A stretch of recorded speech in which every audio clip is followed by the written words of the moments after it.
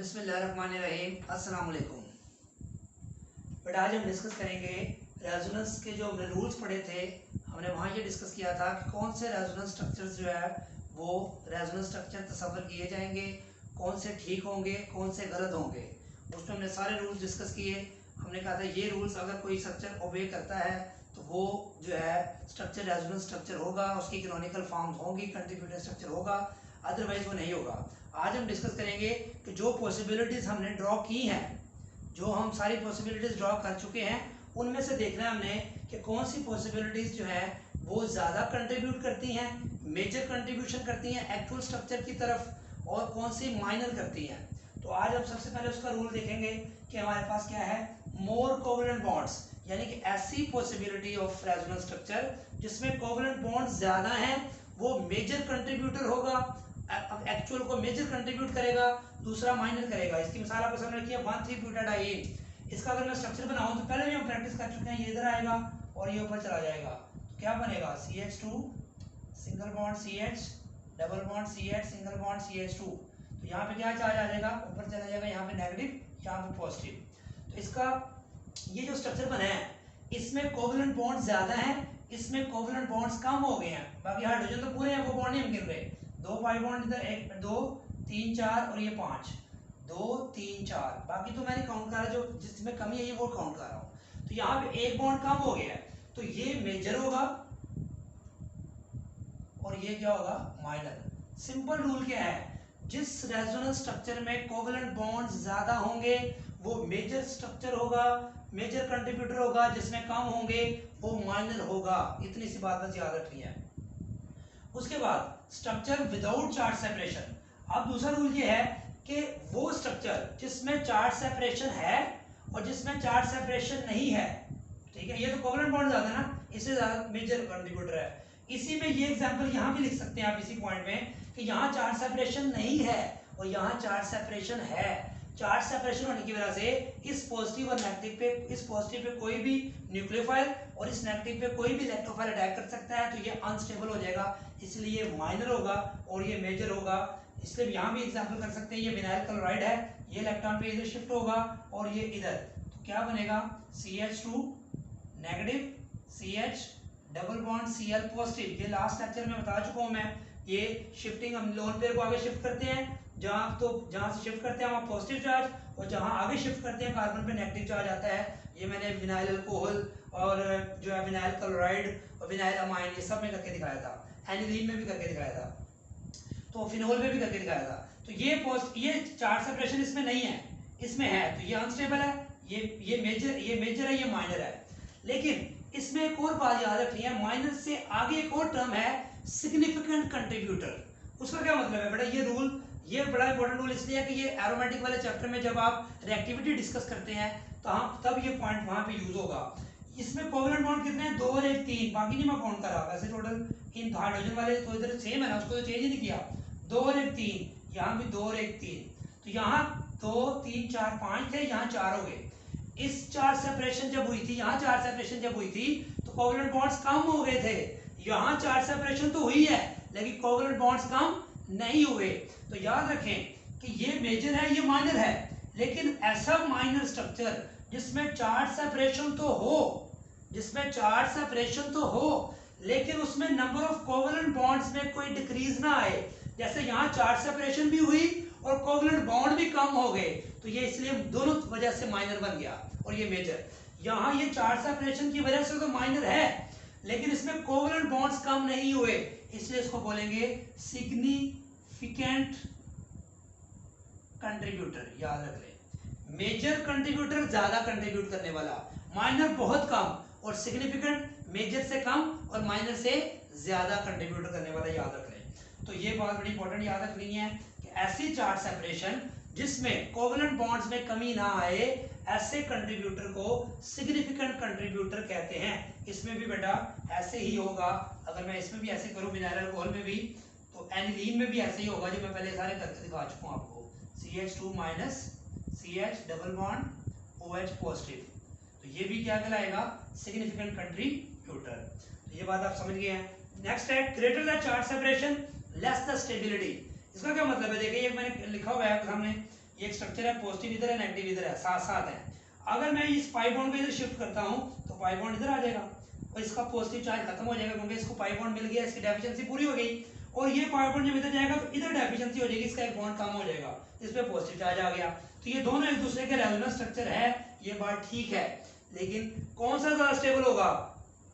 तो जितने दूर पॉजिटिव नेगेटिव चार्ज होंगे उतना ही अनस्टेबिलिटी होगी।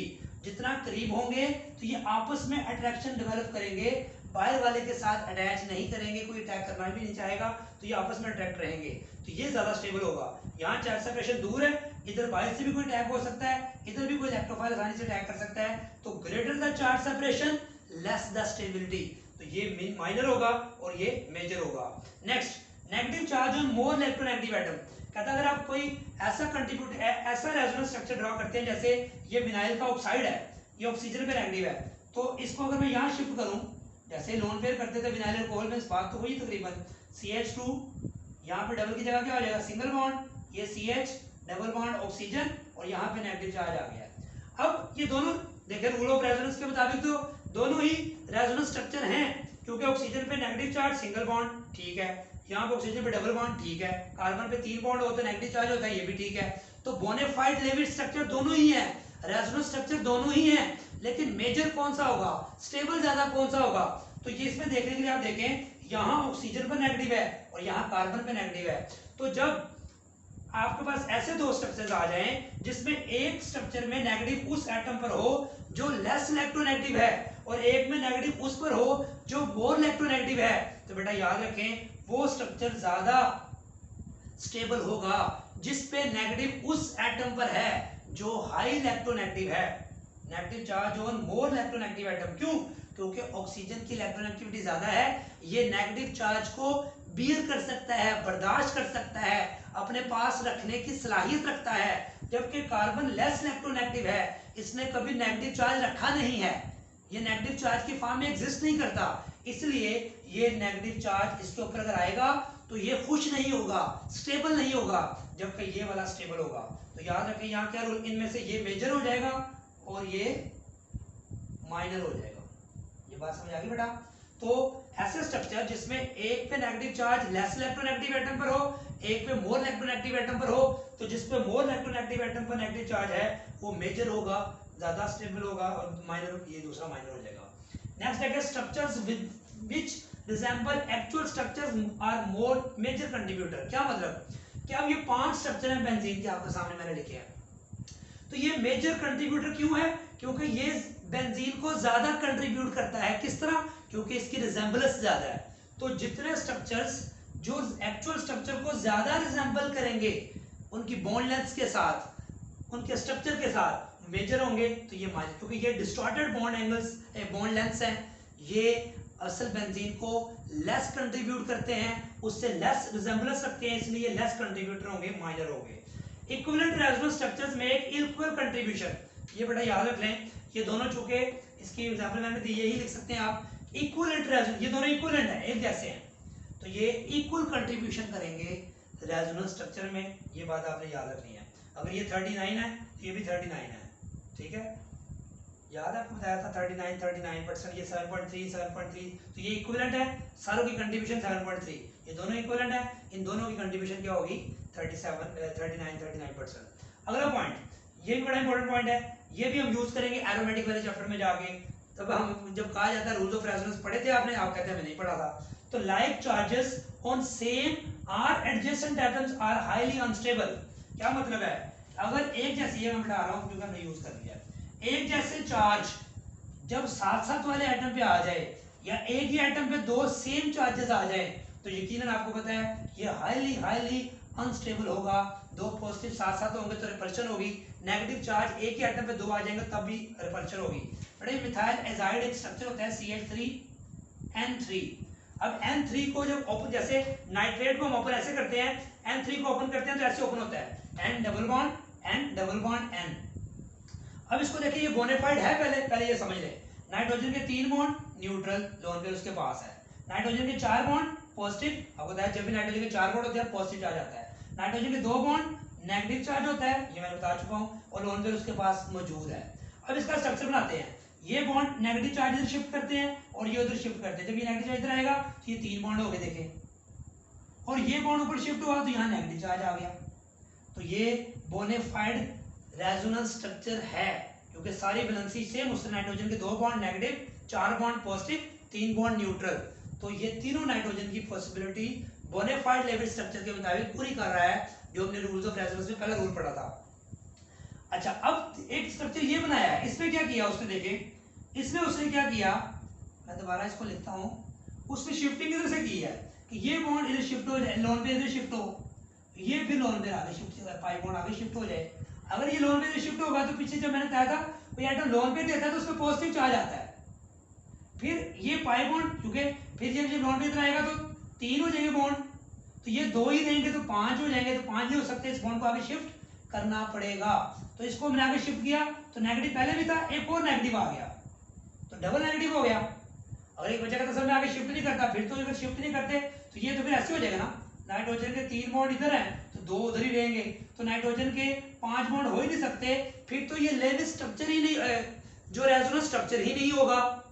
तो फिर इसको फिर हम डिस्कस क्यों कर रहे हैं, फिर तो यही 2 रेजोनेंस स्ट्रक्चर हैं। इसको हम इसलिए डिस्कस कर रहे हैं कि ये आगे शिफ्ट जब हो जाएगा तो ये रेजोनेंस स्ट्रक्चर तो है, रेजोनेंस स्ट्रक्चर तो है, क्योंकि रूल्स ऑफ रेजोनेंस को ये फुलफिल कर रहा है, बोनाफाइड लेविस स्ट्रक्चर के रूल को फुलफिल कर रहा है, लेकिन ये हाईली हाईली हाईली अनस्टेबल होने की वजह से ये अनइम्पोर्टेंट हो गया।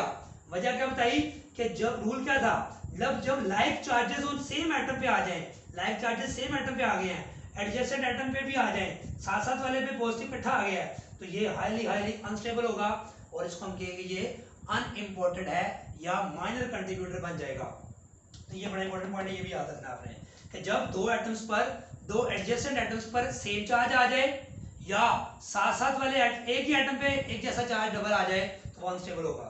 नेक्स्ट है greater the number of resonance structures more the stability, greater the number of resonance structures more the stability. क्या मतलब, किसी स्पीशी के जितने ज्यादा रेजोनेंस स्ट्रक्चर होंगे, ये रूल याद रखना, ये भी हम आगे यूज करेंगे, उतने ही वो ज्यादा स्टेबल होगा। देखिए नाइट्रेट है, नाइट्रेट ये शॉर्ट पर आता है, nitrate is more stable than nitrite ion, nitrate is more stable than nitrite ion. क्या आंसर बनेगा कि नाइट्रेट का स्ट्रक्चर, नाइट्रेट का ये स्ट्रक्चर होता है N double bond O negative O negative, ठीक हो गया। अब ये नाइट्रेट को हम इसके रेजोनेंस स्ट्रक्चर ड्रॉ करते हैं, ये बॉन्ड इधर शिफ्ट कर दें और ये बॉन्ड आगे शिफ्ट कर दें, तो ये रेजोनेंस स्ट्रक्चर आ जाएगा। जब ये आया उसके बाद क्या किया, देखें एक और रेजोनेंस स्ट्रक्चर कैसे बनाया, ये बॉन्ड इधर शिफ्ट कर दें, फिर ये इधर शिफ्ट कर दें, देखें सिंपल 3 स्ट्रक्चर बन जाएंगे। जबकि नाइट्राइट का स्ट्रक्चर होता है N double bond O negative, ये इधर आ जाएगा और ये इधर चला जाएगा, इसके सिर्फ बेटा देखिए ये इधर आया डबल हो गया, ये ऊपर गया तो नेगेटिव हो गया, इसके सिर्फ 2 स्ट्रक्चर बनने हैं और इसके कितने बने हैं 3, इसलिए nitrate ion is more stable than nitrite ion. Reason क्या लिखेंगे, स्ट्रक्चर बना के बता देंगे कि इसके चूंकि स्ट्रक्चर ज्यादा हैं इसलिए ये मेजर कंट्रीब्यूटर जो मोर स्टेबल होगा और ये लेस, इसकी निस्बत लेस स्टेबल होगा। ये बड़ा मोस्ट इंपॉर्टेंट पॉइंट्स थे जो आपको बताए गए हैं, जो कि हम आगे जो है वो कंसेप्ट्स यूज करेंगे, तो इनको आप अच्छी तरह अंडरस्टैंड करें। ये पढ़ाए बगैर डायरेक्ट अगर रेजोनेंस इफेक्ट पढ़ाया जाए या स्टीरिक इनहिबिशन आगे पढ़ाई जाए या हाइपर कॉन्जुगेशन पढ़ी जाए तो वो आपको टाटोमेरिज्म पढ़ी जाए तो आपको कभी भी समझ नहीं आ सकता। इसलिए मैंने चैप्टर को बेस से शुरू किया है। जो बच्चे समझते हैं कि इस चैप्टर को अच्छी तरह समझे बगैर आगे वो जो चैप्टर जो सारे हैं कंसेप्ट यूज होते हैं वो पढ़ लेंगे तो ऐसा मुमकिन नहीं है। तो बेटा ये बात याद रख लें, बेसिक कंसेप्ट्स बीएससी का ये जो चैप्टर है बेसिक कंसेप्ट्स, इसका नाम भी बेसिक कंसेप्ट्स इसलिए रखा है कि जब तक आप ये नहीं पढ़ेंगे एरोमेटिक अल्काइलराइड में, एल्डिहाइड कीटोन में, कार्बोक्सिलिक एसिड में, एरोमेटिक वाले चैप्टर में मोस्ट इंपॉर्टेंट सारे कंसेप्ट्स आप इसी बेसिक कंसेप्ट्स के यूज होते हैं। इसलिए इसको अच्छी तरह तैयार करें, दुआओं में याद रखें, अपने फ्रेंड्स में शेयर करें, वीडियो को पसंद आए तो लाइक करें और अगर अभी तक चैनल को सब्सक्राइब नहीं किया तो सब्सक्राइब जरूर करें। अल्लाह हाफिज़।